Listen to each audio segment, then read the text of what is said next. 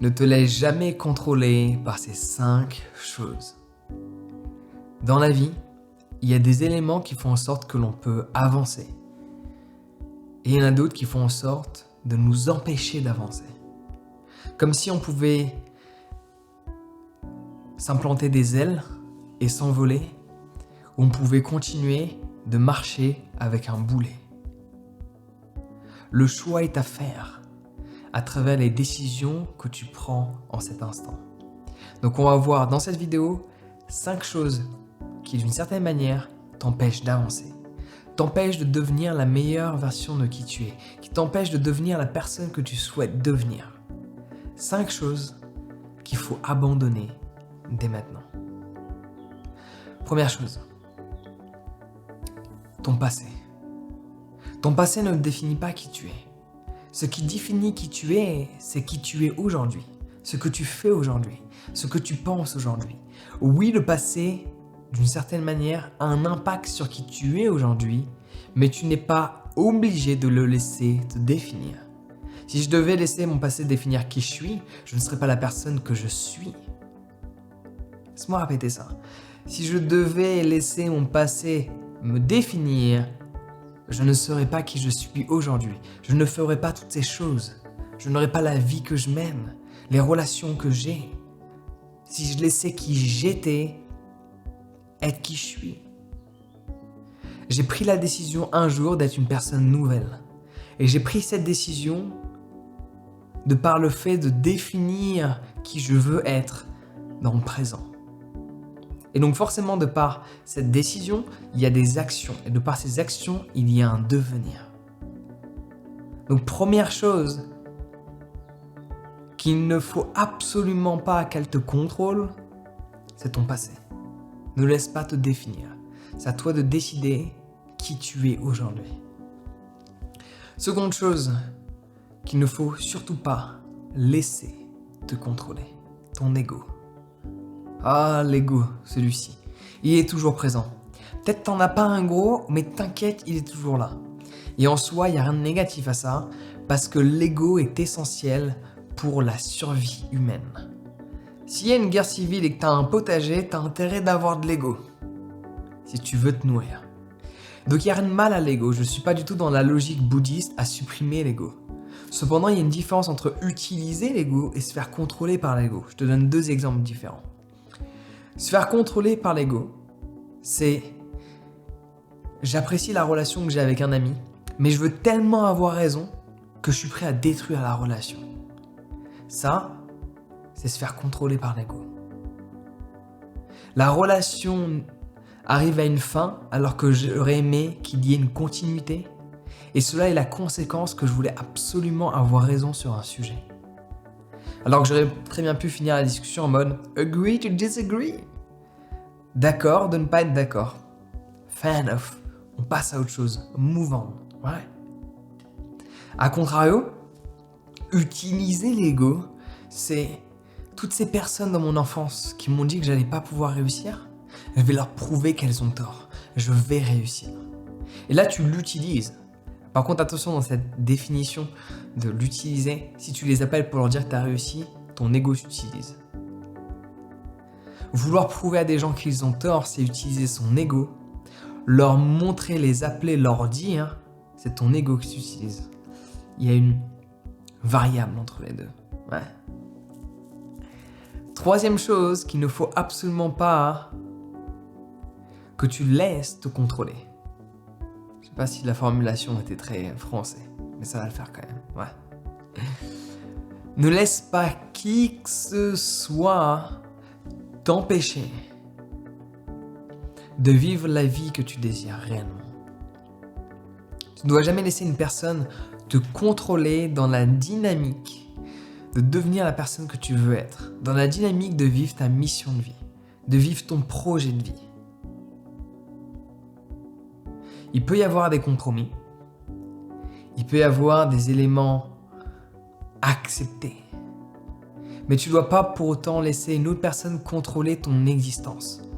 Et c'est le même cas par rapport aux élections. Tu ne dois pas espérer qu'une personne, tu ne dois pas être dans cette dynamique où en fait Ta vie dépend de l'autre. Tu ne dois pas laisser qui que ce soit contrôler ta vie. C'est à toi de la contrôler. Ouais. Cela est vraiment essentiel. Et quatrième chose par laquelle tu ne devrais jamais te laisser contrôler.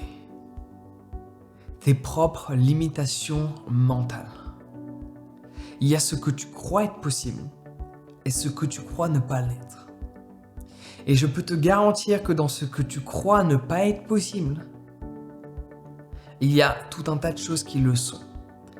En fonction du temps que tu te donnes et des efforts que tu es prêt à fournir. Et en soi, ces croyances limitantes sur qui tu es et ce que tu peux réussir sont basées de par ton passé. Tu fais toujours du passé ta réalité d'aujourd'hui. Une croyance limitante, c'est ça. Parce que cette croyance que tu as de X chose n'est pas possible, si moi j'ai cette croyance que cela est possible, c'est relié de par mon vécu. Je sais que je peux le faire parce que je sais ce que j'ai fait. Et le problème, c'est que tu as tendance à oublier ce que tu as fait. Que tu pensais ne pas être faisable. Et c'est pour cela que tu as ces croyances limitantes. Tu ne devrais jamais te laisser contrôler par quelle que soit la croyance limitante. Et cinquième chose par laquelle il ne faut surtout pas que tu te laisses contrôler, c'est le manque de compétences. Et cela est bien spécifique parce que ne pas avoir de compétences dans un domaine bien spécifique, c'est normal. On ne peut pas avoir des compétences partout. Tu ne peux pas être un surhomme. On est tous limités. Il y a une différence avec les croyances limitantes et être limité. Je n'arrive pas à sauter en hauteur de 2 mètres au-dessus du sol parce que j'ai des limites physiques. Michael Jordan, je crois qu'il le faisait. Où il sautait à 1m60, 1m70 ou un truc comme ça. On a tous des limites physiques. Ouais. Mais il y a des compétences qui se développent. Et tu ne devrais jamais te laisser contrôler de par le manque de compétences que tu as dans un domaine, parce que clairement, il y a des domaines que tu aimerais développer un projet, tu aimerais partir de telle manière, tu aimerais voyager et parler à tout le monde. Tu ne parles pas l'anglais. Ne laisse pas le manque de compétences dans cette langue, c'est-à-dire anglophone, t'empêcher de voyager aux 4 coins du monde. C'est en allant voyager aux 4 coins du monde que tu vas pouvoir développer cette compétence. Donc quand tu laisses le manque de compétences t'empêcher de faire ce que tu veux, mais parfois, tu ne pourras pas développer cette compétence. Parce qu'il faut aller dans l'inconnu pour la développer. Une compétence se développe toujours de par quelque chose que tu ne sais pas. C'est en allant dans ce que tu ne sais pas que tu développes des compétences. Ces derniers temps, j'ai envie de savoir faire du béton ciré. Je n'ai pas les compétences pour le faire. C'est uniquement en le faisant que je peux apprendre. La meilleure méthode pour apprendre à nager, si tu veux savoir nager et que tu fais partie des gens qui vivent sur une planète qui est entourée d'eau, qui ne savent pas nager, la seule chose que tu as à faire, c'est de sauter dans l'eau. Alors de manière intelligente, tu m'auras compris. Mais juste pour l'exemple, si tu veux apprendre à nager, il faut sauter dans l'eau. Il n'y a pas d'autre solution. Donc ne laisse pas le manque d'une compétence t'empêcher de faire ce que tu souhaites. Et cela va vachement sur l'aspect de confiance en soi. Et quand tu as confiance en toi, par défaut, automatiquement quand tu as vraiment confiance, mais pas juste confiance quand les jours vont bien, pas juste confiance quand tu as tes potes à côté, pas juste confiance quand tu as une augmentation, pas juste confiance quand il y a une validation extérieure. La vraie confiance en soi, c'est que tu as travaillé. Parce qu'il y a des gens qui sont nés avec un peu plus de confiance, mais aucune personne n'a autant confiance que celle qui a fait en sorte de la développer. C'est comme les gens qui ont du talent. Tu écoutes tous les sportifs de haut niveau, que ce soit Kobe Bryant, paix à lui-même, Michael Jordan, Cristiano Ronaldo, quels que soient les plus grands sportifs les plus écoutés, ils te diront toujours la même chose. Hard work beats talent every fucking day. Le travail dur bat le talent chaque jour. Oui, il y a des gens, ils ont une enfance où ils ont plus eu confiance en eux de par ce que les parents leur ont inculqué. Mais si tu travailles sur la confiance que tu as en toi, Tu fais en sorte de faire en sorte que cette confiance soit haute et stable et pas juste quelque chose on t'a montré que voilà, tu pouvais avoir confiance en toi, tu as juste la croyance. Avoir confiance en soi n'est pas juste une croyance que je vais réussir. C'est le savoir.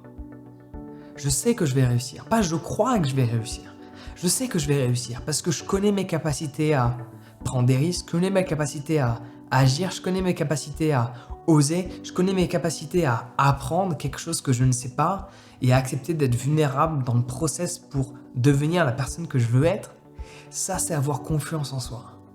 Et si tu veux développer cette vraie confiance, tu peux t'inscrire à ma formation sur la confiance en soi. Il y a plus de 11 heures de contenu sur le sujet. Garanti, cela va grandement t'aider. Le lien est dans la description. Si tu veux devenir la meilleure version de qui tu es, tu sais ce qu'il faut faire. C'est-à-dire agir. Pas procrastiner, pas attendre, agir maintenant. Sur ce, prends soin de toi et passe une excellente journée.